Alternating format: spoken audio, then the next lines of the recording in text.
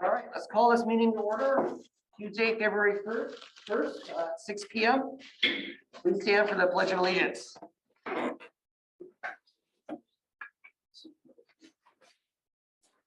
I pledge allegiance to the flag of the United States of America and to the republic for which it stands, one nation, under God, indivisible, with liberty and justice for all. Will the clerk please take the roll? Councilmember James Blair, Will be coming late. Councilmember Joseph Richardson, Present. Councilmember Joshua Crossman, Here. Councilmember Holly Smith, here. Councilmember Brian Hess, Here. Councilmember Lynn Roy, here. Councilmember Terry Kaminsky, here. Mayor Joseph Pinto. Here. All right, we have three items on for discussion tonight. First is a police camera overview with Rob Carlson, the Assistant Police Chief. Rob, would you please come up? Council, Mayor, thank you. In July, we started looking into body camera systems. A lot of that came from the new House bill that started actually last month into House Bill 1223. And basically that House bill tells us that we're required to audio, video, felony adult suspect interviews, as well as all juvenile suspect interviews. So we looked at three different camera companies. We asked them to come out and kind of give us a demonstration of their product. We invited our IT folks, Aaron and Jason, with us through that process to help us with that technology piece. Utility was the company that we decided to go with. The reason why, and I think for me, being a patrol officer for many years, just wondering what is it going to look like for a patrol officer to have that body cam on and now be part of their daily routine. So there was a few things that I wanted to make sure that this camera company was going to go ahead and take care of for me as a patrol officer to help that integration in my daily routine. So one of the things that Utility does that was a great thing for, at least I found to be probably the best piece of their product, was they integrate with our CAD system or TCOM or dispatch. So what happens is dispatch will receive a call through 911, they'll generate a call. The officer, before their shift, they log into their camera. So once that call is generated, dispatch dispatches to a Yelm unit. The Yelm officer will answer for that call. So now that camera is keyed up to activate.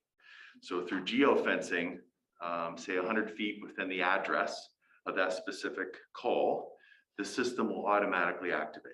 So it eliminates the officer from having to activate themselves, which me personally, I found that to be a pretty neat deal for patrol. They do have the ability to activate the cameras themselves through an activation key fob on their belt. But for the most part, this system does that for them. One of the other things when I was researching cameras is that a lot of camera companies require the officer to dial when they're done with the call to put that call within a category. Those categories are determined, it basically determines how long that call is in the system through the cloud without being purged. So this system will allow us to do that for them.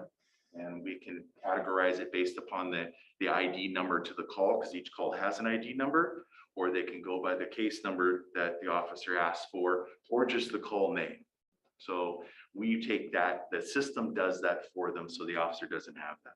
And the third piece that I liked about this company is a lot of the cameras, if not all of them, systems require the officer to take the camera out at the end of their shift, put it into a docking station, and that content that's in that camera now gets downloaded to the cloud. Utility has developed their own router that's in each and every car, and it has a Wi-Fi bubble around the car. So if the officer is within 500 feet of that Wi-Fi bubble, everything that's being shown on this camera is automatically getting fed to the cloud automatically live. So the beautiful thing about that, in my opinion, is there's been many nights as a supervisor, I've had officers calling me at 2 o'clock in the morning and try to explain a scenario to me that I have to help them make a decision. I get to my laptop, I can get on the laptop, I can remote into that call, and I can start and watch that call from start to finish.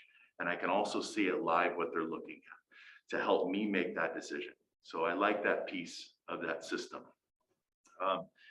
And it takes the fact that the officer at the end of the shift is going to have to dock their cameras. It does it for them automatically. So it takes it from them. So those are the three things that checked off my list. There's other activation pieces, automatic activation pieces, like turning your overhead lights on, your car cameras will come on. So utility was our choice based upon those reasons, and among other things too as well. So where we're at in the process with that is that we had the first meeting with them. The first meeting was kind of pivotal because we hadn't signed the contract before this meeting. And that was the meeting, the IT meeting with TCOM, utility, the company and their IT folks and our IT folks. And basically what they were to do is they were to determine that the feed coming through the server that we get our calls from is going to provide the same information and the needed information for this camera system. And it was going to be real time. It was going to be live, because if there was a delay, we kind of lose that live feed. So that worked. So that was a positive. So we signed the contract knowing that that pivotal piece of that camera system was working. The second meeting that we had was about uniforms. Utility, another positive thing about their company is their cameras are not mounted externally. So you'll see officers that have externally mounted body cams. These cameras are not mounted externally, they're internally. So utility offered us $200 per officer to buy new garments, as well as 5 existing garments shipped to them so they can integrate that uniform to fit that camera. And basically the cameras are a cell phone. That's all they are. They slide right into a pocket, they lock in, and they just have a lens that locks it into place. So that prevents the camera from being knocked off in any kind of an altercation. During a foot pursuit, that camera never comes off. I like the fact that it looks cleaner in the uniform. They don't have a camera that's external. So that was a positive piece for me as well.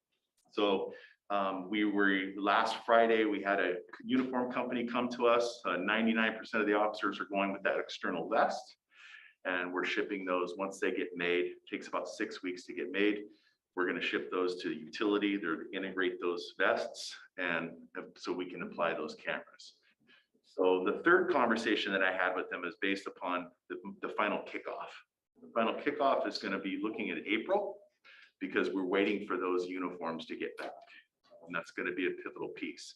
And in April, what they're going to do is they're going to come out with a team. They're going to completely outfit our vehicles with a forward-facing camera and a cage camera. They're also going to upgrade our interview room at the police department. At the request of our IT, they said that our equipment was outdated and request that we have that as well. And they're also going to train the officers on how to work the body cams. They're also going to go over the public disclosure pieces to that and how we obtain that information from our system in the cloud. So they're going to be here for a few days teaching us all that, fixing the cars, getting the interview room fixed up, and going through the officers and teaching them. So I'm pretty excited about it. I've spent some time on this camera system. And like I was telling the committee before council, that every meeting I've had with this company has been stellar so far. They've been super nice to us, been extremely patient, because I have a lot of questions because I'm not familiar with the systems. So they've been very patient with us. So if the product works anything like their customer service, we should be fairly happy. So that's pretty much the overview that I have for you. If you have any questions, I'm open for them. Yes, sir. For the public that may be watching, you showed the story about what happened in Las Vegas. Would you please share that with the council so that there's that confidence that Absolutely. So the salesperson that we had, that utility sent to us, his name was Dave Burns. He's a 30-year law enforcement veteran out of Henderson, Nevada PD. He retired as their assistant chief. They use this system at their police department. North Las Vegas PD across town uses this system as well. Vegas Metro uses Axon, which is a competitor. That they had a major event happen in Las Vegas that required all these units in different cities to deploy. At the after that event, they looked at the camera feeds, and Henderson and North Las Vegas was the only place that had all their camera feeds because of that automatic activation piece within that geofencing. So all their officers that responded to this incident, they had camera feed. Vegas Metro, it relied on their officers to start those cameras, and they had very little. So just that piece and that activation piece, utility is the only company that's endorsed by the NAACP because of that activation piece. It takes it out of the officer's hands. They now can do whatever they need to do on the call. They don't have to worry about activating those cameras. Thank you. That's not the shirt that you'll be wearing. is it? No, but we Can can. people see the camera from the outside? So all they're going to see is the lens. Yeah. And so the officers have chosen to go with that outer center zip vest. You'll see a lot of them now working with those outer load bearing vests.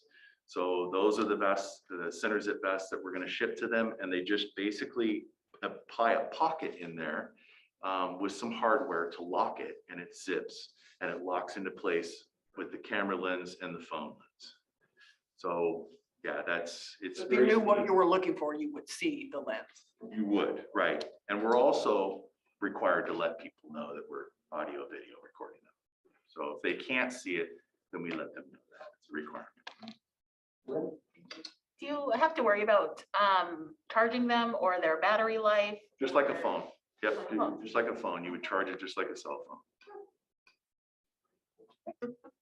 Any other questions? Yes. Is the video accessible to the public? Or is this all this, you'd have to get more permission or something? Yeah, so it would be accessible via public disclosure. So the only access would have if that remote piece that I talked about, the only way that we would allow people to do that is if they had the permission from us to do that. And it's generally going to be supervisors that have permission. But as far as any other camera feeds, they go through public disclosure. Rob, could you go over like what the company does for us in terms of redacting certain information, handling public records requests, stuff like that? So the company, we're going to know more about that when they come out. They've just upgraded their public disclosure piece to where it's faster and quicker. It's not by frame to frame. Sometimes a lot of companies that's what you're dealing with. It's just slow redaction piece. They've just come out, so I'm not super familiar with the new stuff that they have, but it's supposed to be cleaner and easier for those folks that are doing the redaction piece to be able to get that out faster. And we'll obviously know a lot more when they do that final kickoff. No problem. Any other questions? All righty, Thank you. thank you. Thank you.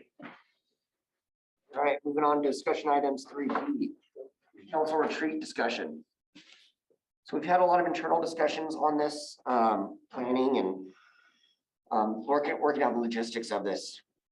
Again, with council members, last month was kind of out of it. There are certain dates in April that were out for certain council members. So we kind of fell on April 22nd. It's a Friday. We planned for an overnight. Is there any, anyone that can't make that day? It's your birthday? It's birthday. Oh, it's Earth Day. I think we're okay then. Day one more time. 22nd. The 22nd, April 22nd. I will likely not be here. Yes. Are we married to overnight? Or do you think we can squish it into a day? If we squish in today, we'd probably have to start earlier on that day. It's a Friday. Is that gonna be okay with everyone if we did it early in the day? I'm a morning person, so It won't be as fun if 3 it's a.m. not an overnight. It won't be as it'll fun. be as fun, but this is like taxpayer dollars. Oh, I thought we were paying. So it is budgeted. We do have budget money to pay for that, but you're correct. It would be taxpayer funded. I thought the same thing. I thought maybe. I would say that, and I am very much appreciative of the comments. Be very cautious of taxpayer money and spend it when necessary. This is something that we don't do often. It's a one-time, usually after an election, when there's new council and new mayor, we would have it. We haven't had this. In the past, it has been budgeted for $20,000, which is a little excessive in my opinion. But, I can spend 20 grand. but hold on. But so anyway, it is budgeted, and I think that we have worked out some of the numbers, which are a lot less than 20,000, just a few grand. And that's also including staff as well for the department heads. Department heads would also join us. And they would be concurrent, they work kind of parallel with us. They'd have their own items, they'd have agenda items they do. We'd have our own that we're gonna come up here in just a minute. And then we're also gonna integrate with them during their presentations. Well, I'll just, did you have a question first, Brian? It's, if you don't mind me asking, where are we looking at for location? We're open, but right now we're looking to Ocean Shores. We're looking at places probably about half an hour to an hour away. And then saying that one day really have to pack everything in. 2 days, would we have a better opportunity of when we do get to communicate with the department heads that we aren't set, with a 1 hour, that's all you get with them. It's more of we can get more of a free flow if we had the 2 days set up. That's what I'm looking at is, So the way I envisioned it was in some of the staff, and this is, as to council, how you want to lay this out, but staff would get there earlier in the morning that day, that Friday. In the afternoon is when city council would get there. And during the last 3 or 4 hours would be their presentations to city council. After that would be city council time to have dinner. The staff would go home, as city council would stay overnight. Part of that staying overnight is also the team building as well. Getting to know each other and just getting to know each other as just humans. So there's that aspect of it as well. So it's not all just the logistics of work. It's also getting to know each other, building those relationships as well. Yeah, Holly. James, can you not spend the night? I mean, is it Friday or Saturday, or are you just gonna be gone completely? I guess is what I'm asking. April 27th to May 2nd is an event in Florida. I'll be done. 22nd. this is the 22nd. Yeah, it's a 5-day drive just there. And I'm not 100% Okay. sure before and after. Saying there's a chance. Well, that's what I'm wondering, if we did it on the 22nd, if he could. We definitely want a full council there. I think it could be perfect. Can I get 8 people on schedule? No, I know. So yeah, that's the other. Asking. I was gonna move forward as long as we have at least 5. Okay, okay. Because it is very difficult to get every single It person. would be nice to get everybody. Yeah, it would be ultimately, it would be nice, but I think that as long as we have like a super majority, it would be acceptable. It would accomplish a lot. And obviously the more the better, but at least 5 though. If less than that, then I agree with you. Yes, Brian. To be able to help Councilmember Blair out, could we have the capability of Zoom so that he could be away, if he's the only one, he could be away and he'd still be part of the Possibility. conversations. Yes, that's a possibility we can look into. 22nd being a Friday. Yeah.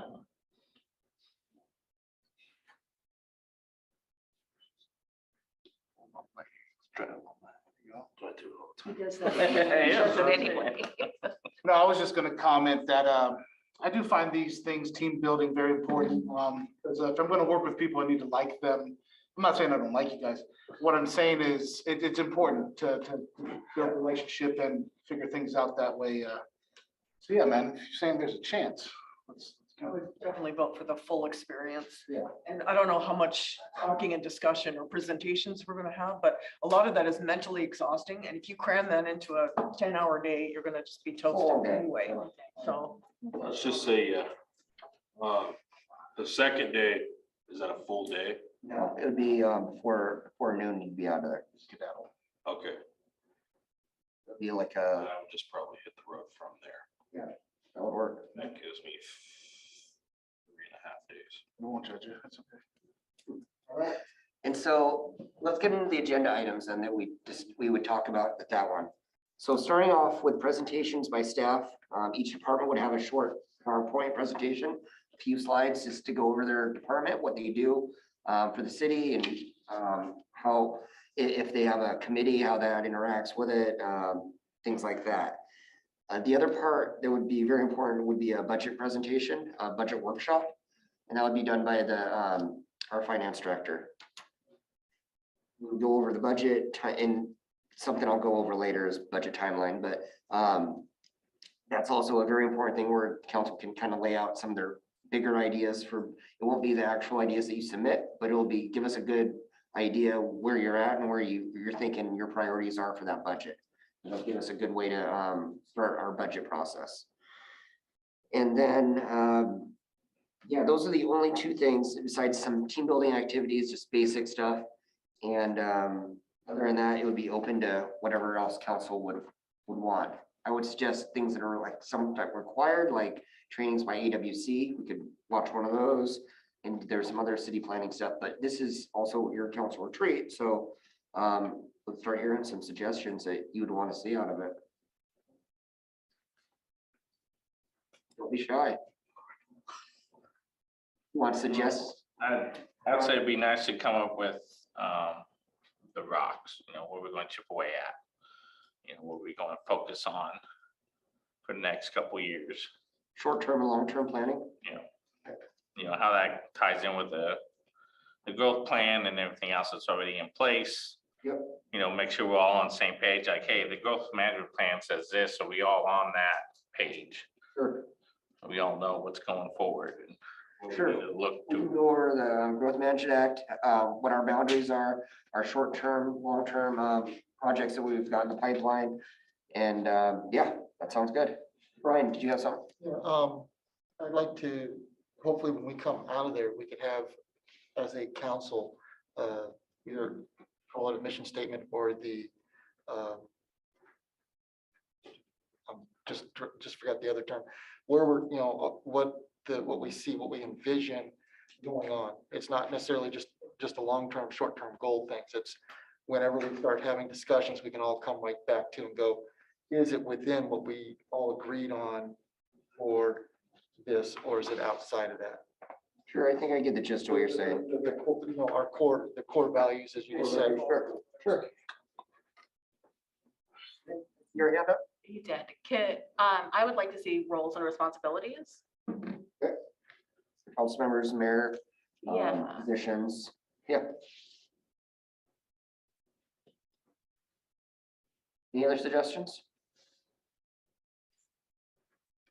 All right, and this, this doesn't have to be just to this, but you can email me as well and you can add it to the docket. Okay, I think this is a good start though for it. And yeah, I'm looking forward to this retreat. We haven't had one in like 6-7 years. At least. Yeah, so this is very much needed. I think we will gel much better as a council and mayor together, working together. And we'll get on. It'll help us. Well, there would be other stuff we can talk about and discuss. It'll help us with our relationships too, though. So I'm really looking forward to this. All right, anything else before we move on? All right, discussion items 3C, meeting with the Nisqually tribe. So we've been doing a lot of internal discussions on this already in planning. Our staff members that are relevant, such as IT, are planning to meet with their counterparts for the tribe, the Nisqually tribe. And we're working on the location, and it's likely going to be their chambers, but we need to figure out how we're going to view it, how it's going to be recorded, how it's going to be streamed, stuff like that. Set up, just basic logistics like that. As far as agenda items, we've had one meeting with them, pre-meeting that administrator, myself, and public services director met with them earlier last month, last month. This is February now. And we came up with a few items together that we wanted to discuss. And then after that, we'll open up to the council. If you want to add something as well, we can go ahead and do that. Starting off with local organization partnerships with the YMCA, the Boys and Girls Club. They want to get involved with both. Infrastructure, talked about partnerships, possible partnerships with water sewer connections. And these would all be long-term plannings. We wouldn't just jump into these, but something we could discuss, as well as small works roster, using their construction company for smaller projects.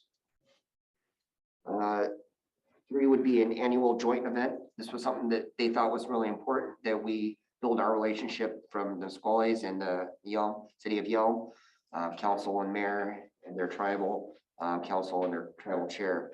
They want to meet at a location somewhere, either in Yelm or on the Squaw, on the reservation, and we would do something fun. It wouldn't be necessarily just a meeting, but it would be like a barbecue type thing where we could just get out and chat with them.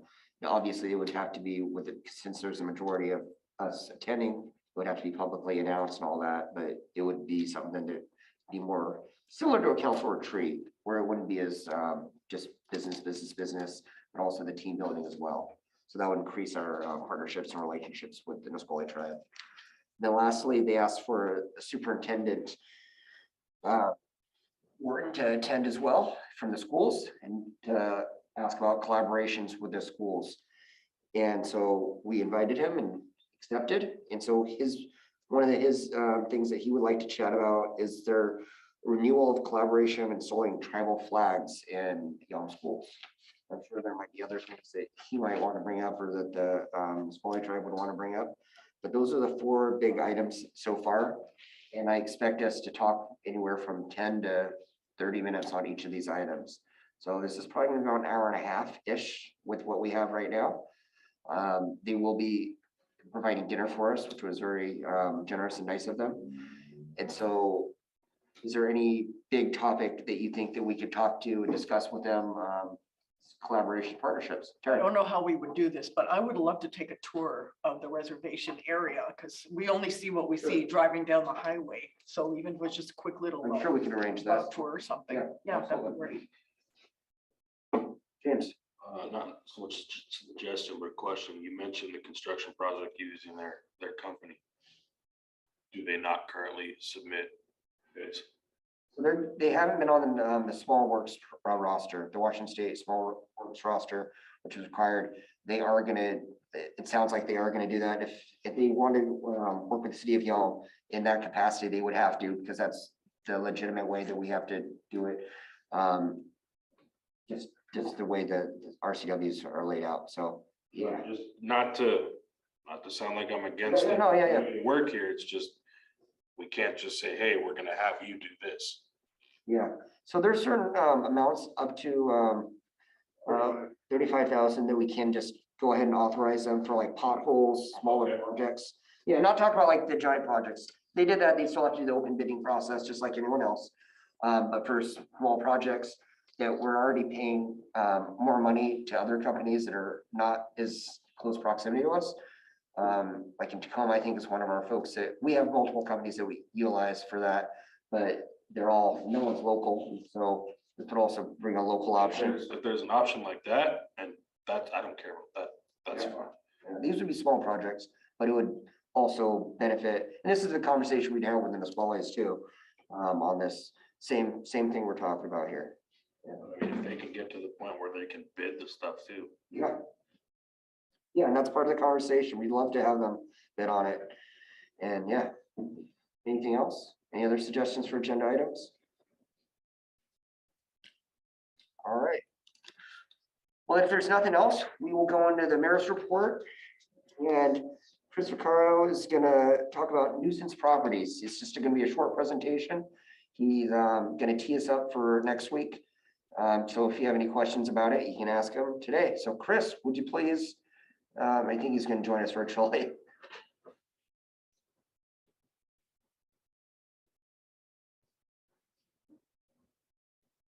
Does not look like Chris. It's on. He is on. Elevate him to a speaker status.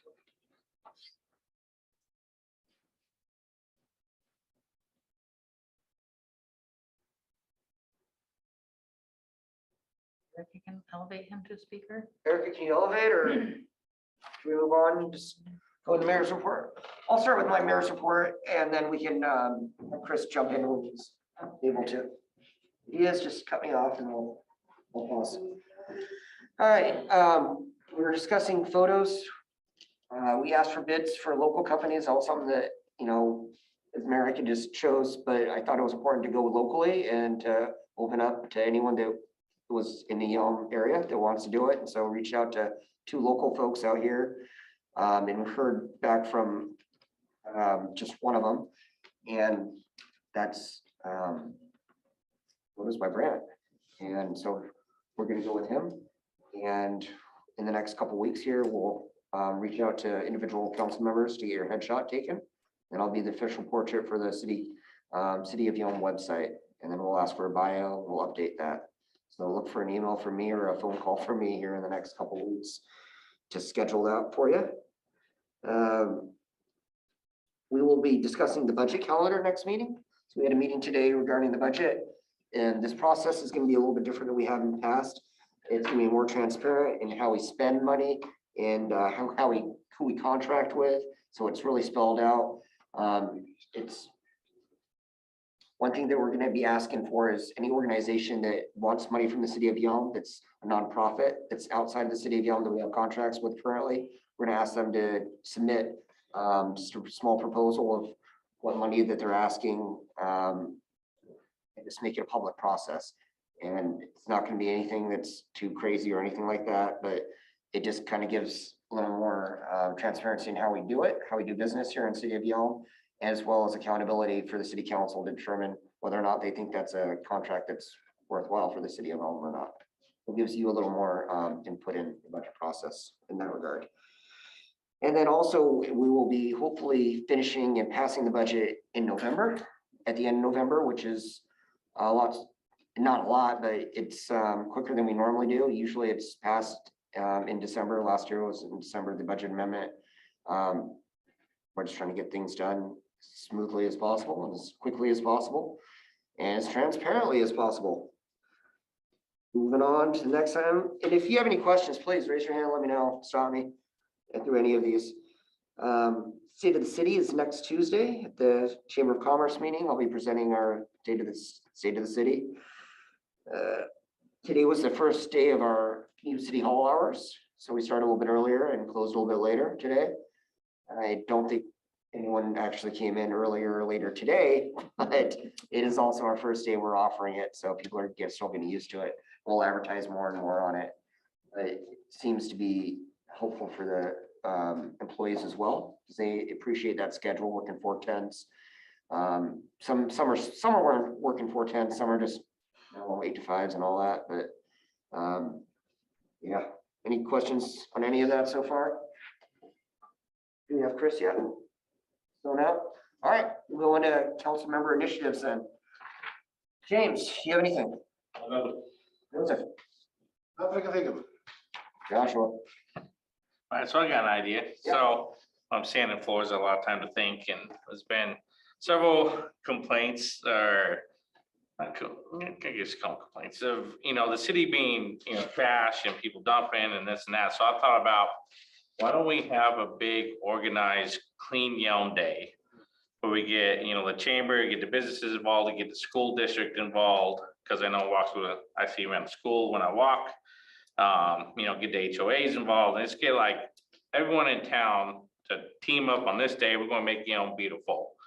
We're gonna clean up, we're gonna paint over any graffiti, and see if we get LeMay to, help out with that, with removing the rubbish and stuff like that. So I thought it'd be a good day, be a good idea to, bring the city together to a common goal that I don't think anybody would be against.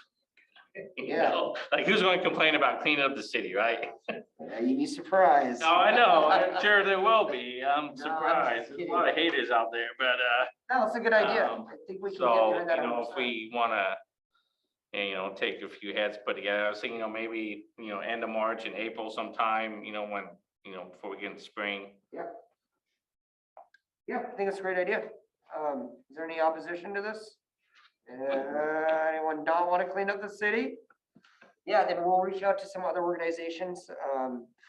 And maybe we can all take a portion of the city, clean it up, and yeah, we'll organize it. We'll reach out to LeMay, see if we can get like a dumpster out there. Like a community service day. Yeah, Yeah. yeah, community service. We had special t-shirts. Well, and just don't make it so close to the other day. The other day's in May, I think, so don't make it too close to Yeah. that. But yeah. The spring dump, Yeah. Yeah, good idea. Good looking out. But yeah, that's a good idea. Are we ready for this presentation? Holly, you're gonna be up next when we, when to start. All right, Chris, please take it away. No. He's having a problem with his video, but he was connected a second ago. He doesn't have to be on video if he's just gonna be Right. presenting here, yeah. We can't hear him. Chris, are you there?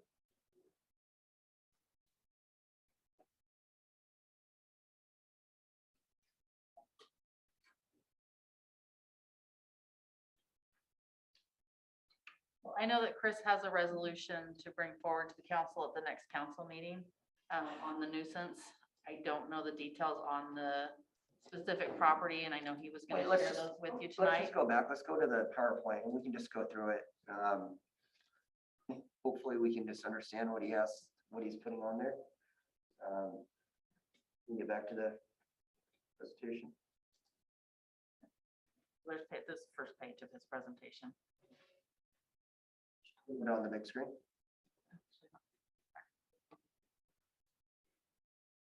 Sorry for these technical difficulties. I don't have any, if you want to continue on.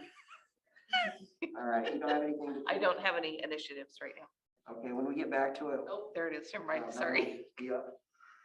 All right, start us off here, what the requirements, so it's declaring a nuisance, declaring a property. A nuisance allows the owner of the property entry to clean up and secure their property. In Washington State, the 2018 House Bill 2057 law must be adhered to. So in City of Yelm, we've had nuisance properties in the past where we've cleaned up. But it does require them to come out to the city of, not city of Yelm, to the city council and ask for it, and the city council has to approve it. It's one of the last options that the city has to cleaning something up, so it's pretty serious. I think this is what it's talking about. Probably must be deemed abandoned by housing, by authority having jurisdiction, which is the city of Yelm, it's inside the city limits. Must be in a state of foreclosure. Property must be deemed a nuisance by the city council. And that last piece is where the city council obviously comes in. They have to approve it being a nuisance, which Chris is going to be asking council at the next council meeting on Tuesday. Yeah. Question. A state of foreclosure, that can take a long time to occur. Can take over a year for a bank to actually take back the property. So can we intervene in that time? And when they designate it to an asset company, they're the ones that clean it up. So I'm assuming if it's reached to the city council, it is in the state of foreclosure. And I don't know if, I'm sure it's all lined up. Chris has gone through this many times and we've always kind of grilled him on these questions because this isn't something we take lightly for the city to do this. And I think I voted against once. And it's very serious for the homeowner. So we got to make sure that the city's doing everything they can. Yeah. Do you want to talk about Yeah, it? I can talk a little bit. I've spent the last couple of days talking to Chris about this and the mayor's correct. I mean, it's not something we take lightly. We take every measure possible to try to get some sort of compliance and try to help them, help themselves. Since I've been here, I think we've only been involved in a couple of them in literally 20 years worth. And so this one, I know Chris has spent a great deal of time trying to get some sort of compliance and helping. And of course, the neighbors are the main ones that are coming in repeatedly saying, listen, we gotta do something about this, gotta do something about this. And so, whether it's, infested with mice or rats or anything else there, it creates a whole problem in that whole neighborhood. Health aspect to it, health safety. Yeah, and so on this particular here, according to Chris, the plan is that we go in there, we deem it a nuisance property. We can do the cleanup ourselves, and then we put a lien on that property to do to clean it up essentially. Which is what it's saying right there. Yeah. What the action would be, which would be, he's gonna present to the council next week for the resolution that would declare it a nuisance property. That time, after it's a nuisance property, they would, as Chief explained, I was calling Chief, anyway, as Todd Sansel said, the legal right gives us the authority to clean up and charge them. Next slide. On behalf of the owner. Oh, that was it? Oh, that was it. Yes. So they were just, Kristen, for all intents and purposes, this was just to let the council know the process. And so the biggest piece of that was getting the council to understand that they have the final say in whether it becomes a nuisance property or not. If you don't think that Chris has followed the law on each item, you would vote against it. If you thought that, for whatever reason for whatever reason he was wrong in it, or that, not that he was wrong, but that it shouldn't be a nuisance property, that's your time to voice your concern. After saying that, Chris would not be going to this far if he hasn't exhausted all his other options. Correct. He's tried to work multiple months with this property owner, and he feels that at this point, this is the last step that we can take as a city to get this cleaned up. And typically, when you get to the abatement process, it involves the police department. And so that usually when it gets to that level, we're involved with those discussions as far as what can be done and what can we do to help that. So like I said, it's not something we do very often. It's only in extreme cases. And Chris wanted to, because again, it's a fairly new council. And on top of that, we just don't do it very often. Wanted to you lay the foundation of what he's going to present next week. So you're not just blindsided by what is this, what is this nuisance and why are we here declaring this? And because it is a significant deal for the homeowner at that point when we do that. So. Yeah, you can read the resolution.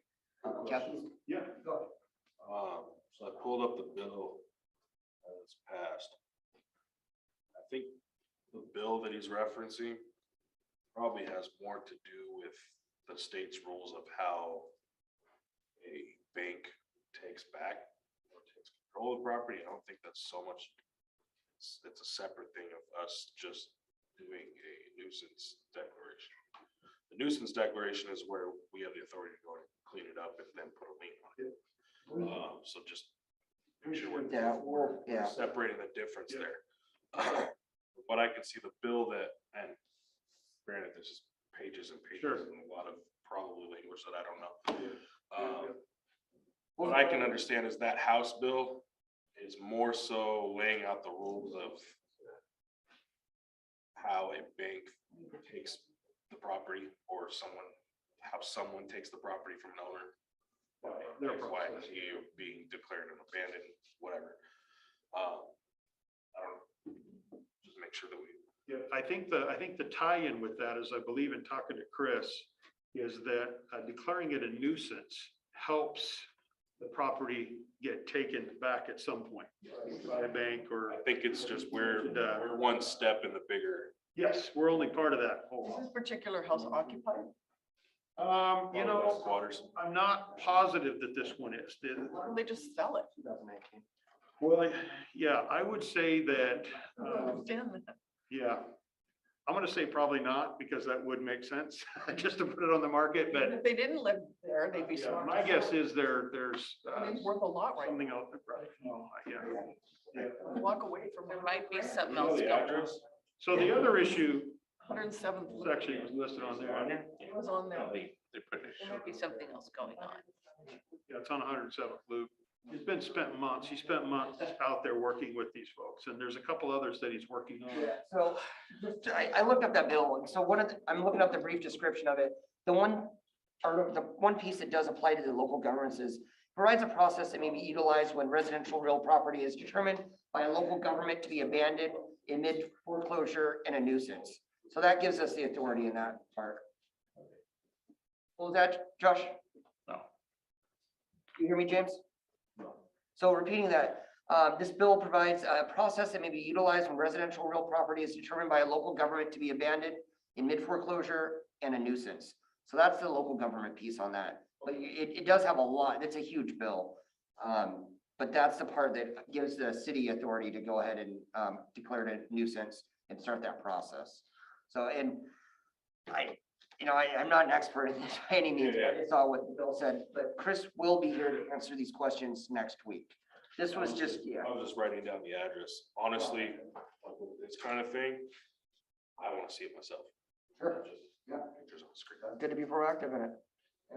Yeah, Yeah, so the other piece I would just say is that if you have any questions regarding this process before next week, please feel free to reach out to me. I can forward it to Chris. We can get those, any questions answered if you have any that come up. Yeah. Based on the presentation tonight, if you want more clarity as far as why they didn't suggest sell it, I don't You know. want me to go over there for you? No, don't, I don't even, hold on, you guys. typically, typically those are an environment you want to go to. Let's stick with it, you guys. This is something this is why we have Chris in his position to deal with that. City council does not need to It's interact. abandoned in foreclosure, so nobody's there. Thank you. So we'll have more discussion on it with Chris. If you have any questions, please send us an email. Shoot us an email and we'll give it to Chris. He'll contact you. We'll get to take care of your questions. But you'll have all the opportunities next week. This was just a precursor to get you warmed up to the idea, so we don't have this kind of conversation at the council meeting. All right, anything else on this before we move on? Yeah, Terry. If it's abandoned, there's no reason to go through the process and just take care of it, right? Again, if that's a Chris question, not a Joe question. But once you go through the legal process, there's no one to ask. That's a joke, or that's a Chris question. All right, anything else? All right, I think we're on to Brian for the council report or initiatives. Thank you. Lynn, do you have any initiatives? Not a new initiative, but Josh, if you want help, I'd be happy to work with you for the Make Yelm a Pretty City Day. Thank you. I like it. It's a good name. Terry, any initiatives? Yes, just following up on what Todd said for the new people. When we go through reading our packets that are endless, and if there's questions at that time, we're encouraged to ask questions of the department heads before we come to meeting. So you have your questions answered. And then if you want to make sure the public is aware of something, then you might make a statement at the meeting. But all those behind the scenes questions we're encouraged to ask before the meeting. So somebody reminded me of that, so I wanted to share it. And then also just to let you know, I'll be meeting with the Arts Commission on Wednesday with Kathy. I'll have all these projects in the works. I've been working on them for a year, and I'm going to meet with them. Sounds like they are duplicating everything I want to do. So it's like, okay, let's stop and find out what kind of process we're going to do. And so I'll have more clarity for the next meeting on how that will occur, because it's all brand new. Yep, thank you, Councilmember Quincy. And yeah, Councilmember Quincy made a good point regarding questions. If you have any for the council packet, please feel free to reach out to Todd, myself, or the department head directly. They do work pretty hard though to put in there a good summary of what to expect, the who, what, where, when type questions. There are some questions that you're gonna have. And of course, if you want to ask them in the council meeting, that's fine. I like to, as a council member, I used to like to ask questions, some that I already knew, but that I would figure that the public would really want to know as well. And not to delay meetings or ask, a million questions, but it would be something that would be helpful for the community, for those watching. Or if you just didn't know, just feel free to ask it. But yeah, it's nice to have a heads up with the questions so we can prepare for them. While our department heads are very knowledgeable, educated, it's hard sometimes just to pull something that from a docket that's, hundreds of pages possibly. So it's nice to have that information so it can be prepared for it. Anything else before we close out? About 48 minutes in. All right. Well, anything for the good of order? Is there a second? This is a study session. Close. Thank you.